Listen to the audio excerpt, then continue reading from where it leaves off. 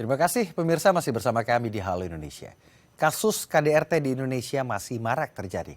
Kementerian Pemberdayaan Perempuan dan Perlindungan Anak atau Kemen PPPPA mencatat sebanyak 2.050 kasus KDRT terjadi pada tahun 2022.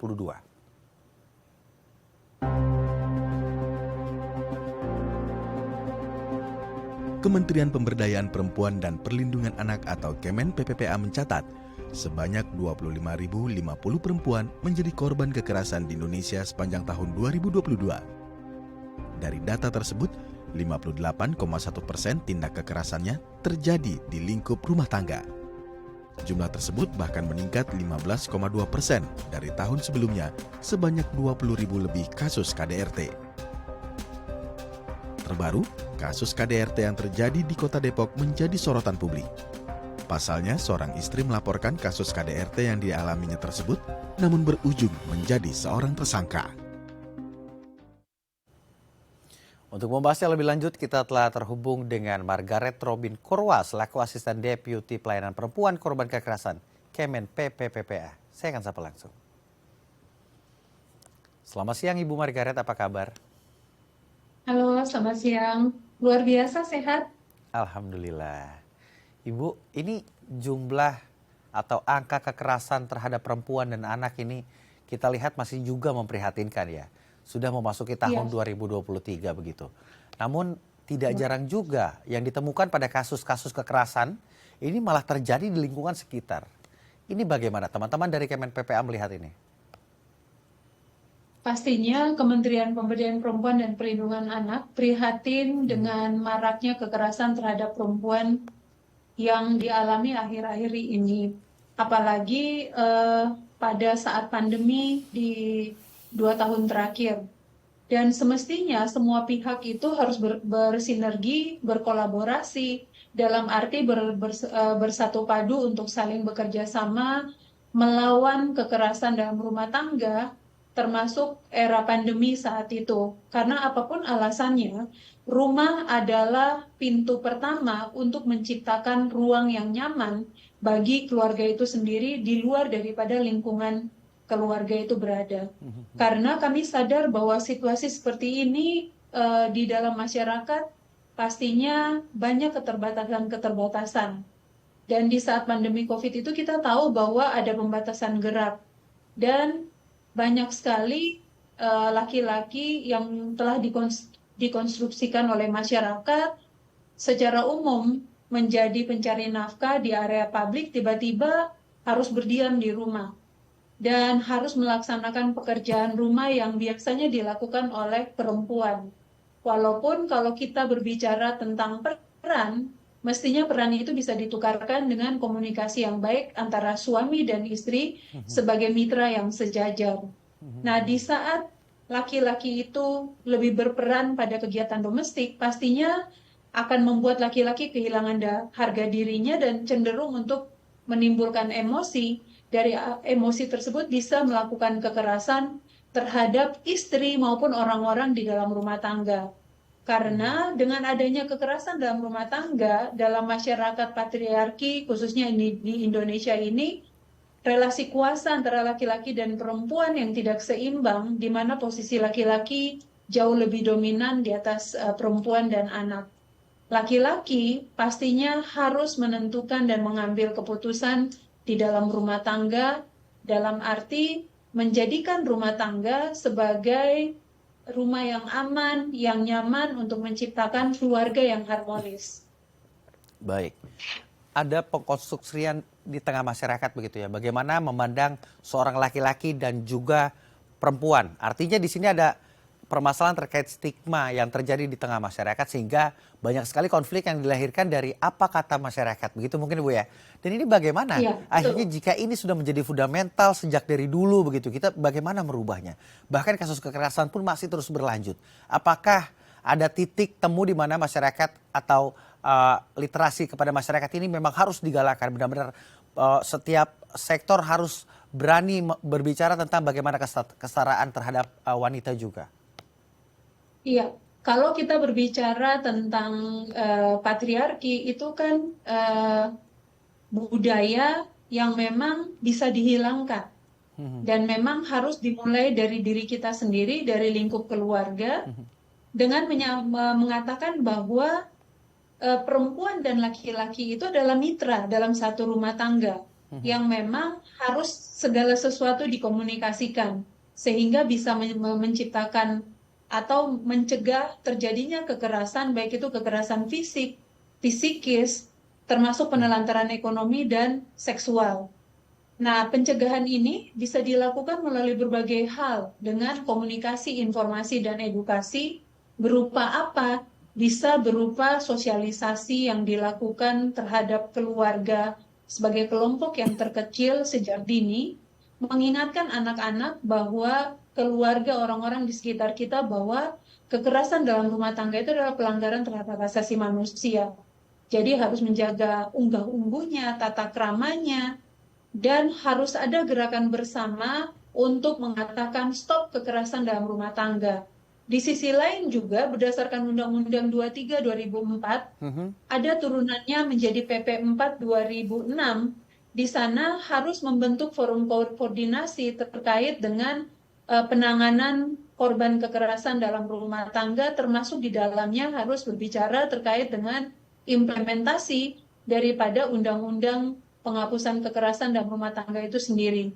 Memang betul sudah 13 tahun sejak 2004 hingga saat ini, advokasi lembaga layanan, pelatihan terhadap aparat penegak hukum, peningkatan kapasitas penyedia layanan, penyebaran informasi baik leaflet, booklet, running text, baliho, dan iklan layanan masyarakat, menyusun pedoman pemantauan evaluasi terkait dengan KDRT, sampai saat ini juga belum bisa teratasi dengan baik karena untuk mencegah kekerasan dalam rumah tangga tidak semudah kita membalik telapak tangan. Maka itu harus dimulai dari lingkup terkecil, yaitu keluarga.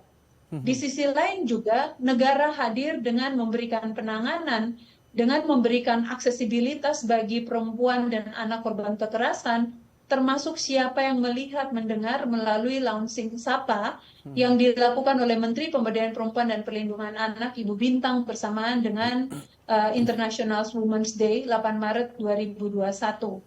Nah, di tingkat pusat ada juga implementasi terkait dengan tugas fungsi Kementerian PPPA dengan adanya Perpres nomor 7 tahun 2023 perubahan atas Perpres 65 tahun 2020 di misi implementatif, khususnya yang diatur di dalam pasal 3 huruf D dan E. Di sana menyebutkan bahwa Kementerian Pemberdayaan Perempuan dan Perlindungan Anak menyelenggarakan layanan rujukan akhir bagi perempuan korban kekerasan yang memerlukan koordinasi di tingkat nasional, lintas provinsi, dan internasional, dan menyelenggarakan layanan bagi anak yang memerlukan perlindungan khusus di tingkat nasional dan internasional berdasarkan delegasi pasal dari pasal 59 dari Undang-Undang 35 2014 terkait dengan anak yang memerlukan perlindungan khusus dari A sampai dengan O. Di sisi lain juga daerah memiliki kewajiban untuk menyelenggarakan layanan urusan wajib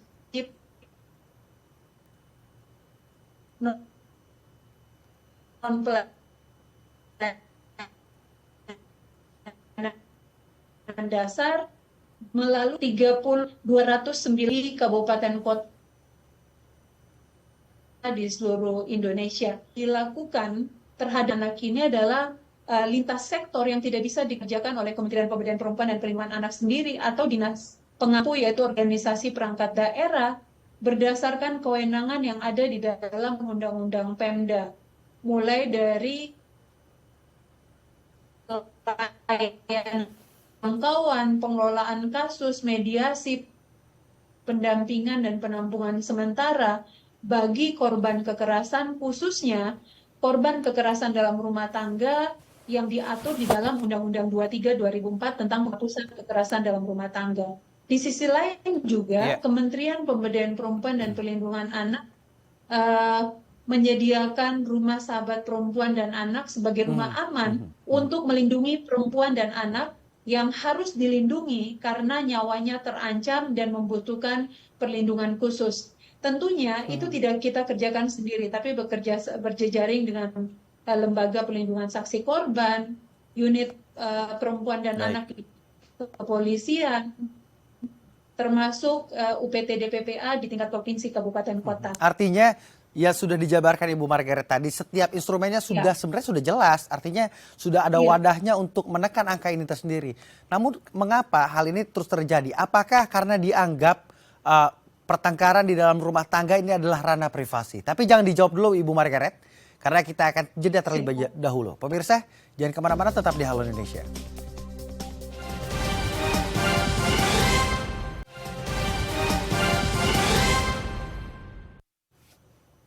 Terima kasih pemirsa, masih bersama kami di Halo Indonesia. Kami akan masih membahas terkait masih tingginya kasus kekerasan terhadap perempuan dan anak.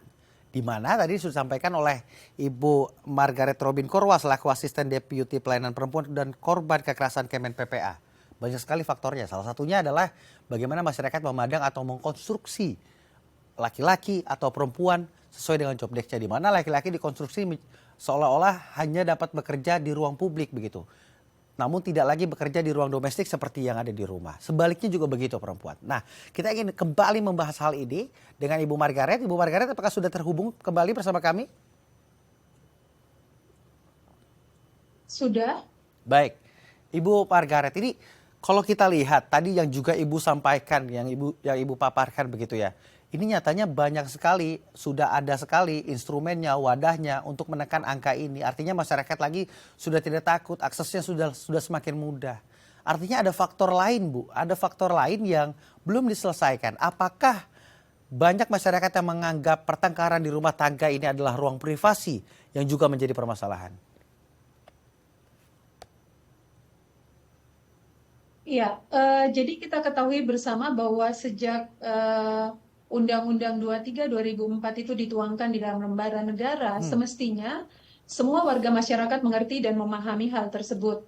Cuman ada catatan nih, bahwa kadang orang merasa bahwa kekerasan dalam rumah tangga itu adalah urusan pribadi yang jika diketahui oleh orang lain akan menjadi bahan curcol, bahan gosip, dan lain sebagainya. Sehingga kadang-kadang korban kekerasan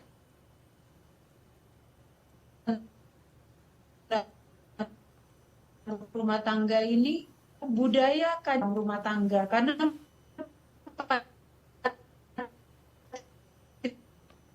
patriarki ini adalah konstruksi kan kaum perempuan melalui marginal burden di sana, ada diskriminasi. Padahal hal-hal ini adalah pelanggaran terhadap hak asasi manusia. Sebagai ranah privat itu menjadi ranah negara sejak adanya Undang-Undang 23 2004 tentang kekerasan dalam rumah tangga. Kemudian perempuan itu juga kadang-kadang takut dan malu melaporkan kasusnya di saat perempuan tersebut secara ekonomi bergantung penuh kepada suaminya.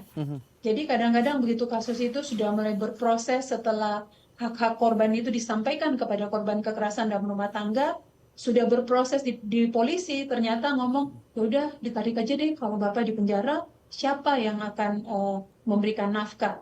Tapi bagi kami, tidak ada toleransi sekecil apapun terhadap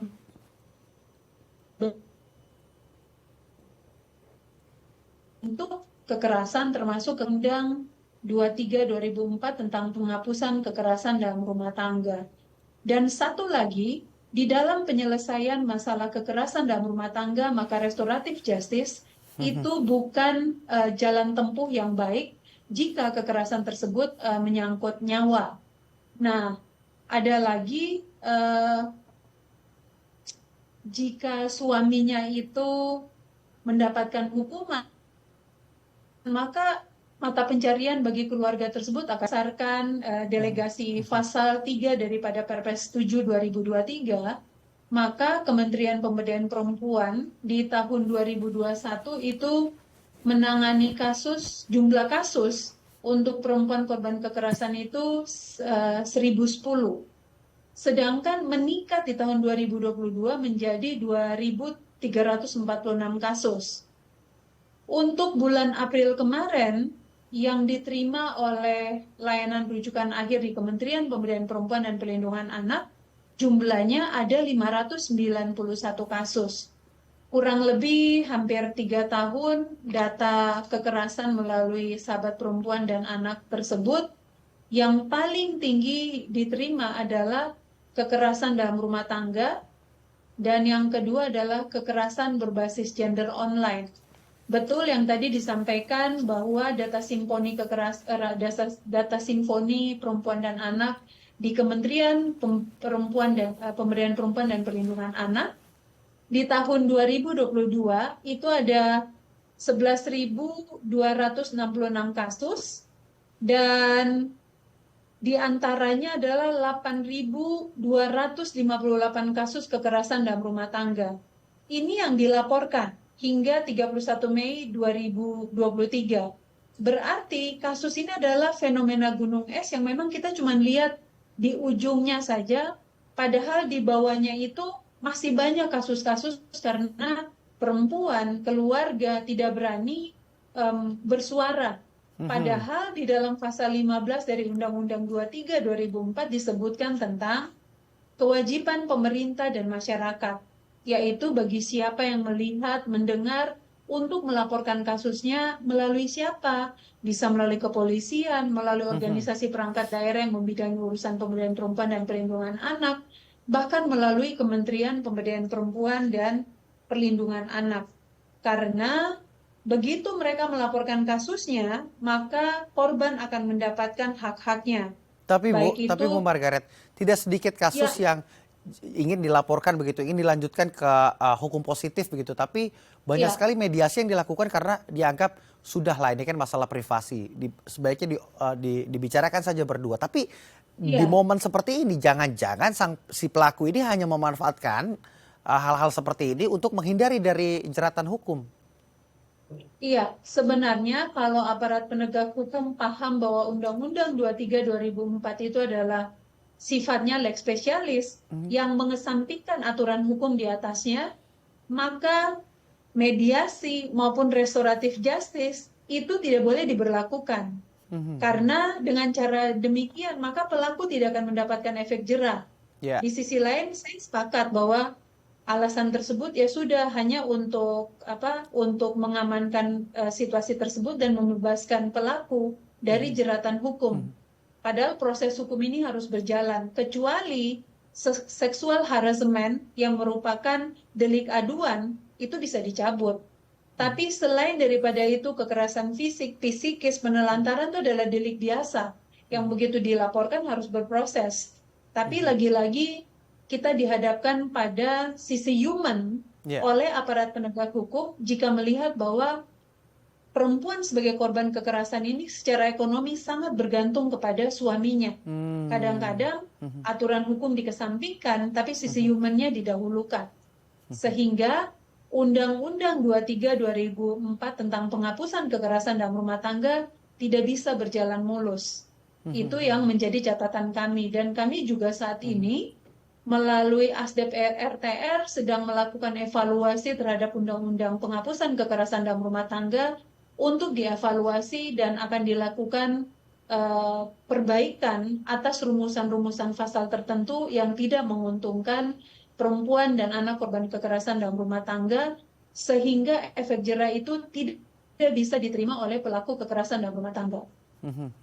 Pesan terakhir Bu untuk para korban yang mungkin mengalami atau kita sebagai masyarakat melihat itu harus melakukan apa agar proses-proses atau tindakan-tindakan kekerasan terhadap perempuan dan anak ini semakin sempit pergerakannya. Iya, dengan adanya Undang-Undang 23 2004 tentang penghapusan kekerasan dalam rumah tangga, maka kami himbau kepada seluruh masyarakat Indonesia, khususnya perempuan dan anak sebagai kelompok yang rentan, jangan malu bersuara. Jangan malu untuk menceritakan kasus yang dialaminya, karena kalau dengan diam saja, maka proses hukum tidak bisa berjalan dengan baik dan tidak bisa memberikan efek jera kepada pelaku kekerasan dalam rumah tangga. Di sisi lain, kesadaran masyarakat sebagai awareness itu juga akan membantu korban untuk berani bersuara. untuk melaporkan kasus mereka ke unit-unit yang memang fokus untuk menangani perempuan dan anak. Baik. Sehingga sejak 3 tahun terakhir, Kementerian Pemberdayaan Perempuan dan Perlindungan Anak mulai menjalankan program Dare to Speak Up agar gerakan ini digalakan agar semakin banyak orang bersuara, hak-haknya boleh terdengarkan, dan bagi siapa yang Baik. melihat terjadinya kekerasan, silakan menghubungi sahabat perempuan dan anak di call center 129 atau WhatsApp online 08 111 129 yang bekerja 24 jam Baik. untuk mempermudah akses bagi korban, bagi pelapor untuk mengadukan kasusnya sehingga bisa tertangani dan memberikan pelindungan dan pemenuhan hak bagi perempuan dan anak korban kekerasan dalam rumah tangga. Bagi kami tidak ada toleransi sekecil apapun Baik. terhadap kekerasan, baik itu kekerasan dalam rumah tangga maupun di wilayah publik. Ya, Dare to Speak Up untuk menekan angka kekerasan terhadap perempuan dan anak. Kemen PPPA juga sudah menyediakan info seluler melalui seluler begitu ya di 12 Sapa 129. Call center 129 begitu, sehingga masyarakat dapat juga ikut mengawal, ikut melaporkan dan ikut mempersempit gerak ruang para pelaku kekerasan. Terima kasih Ibu Margaret telah berbagi bersama kami di Halo Indonesia. Selamat beraktivitas. Pemirsa, seorang dokter asal Medan, Sumatera Utara selalu menyempatkan dirinya untuk berbagi lewat komunitas Jumat Sedekah. Informasinya akan kami sajikan sesaat lagi, tetap di Halo Indonesia.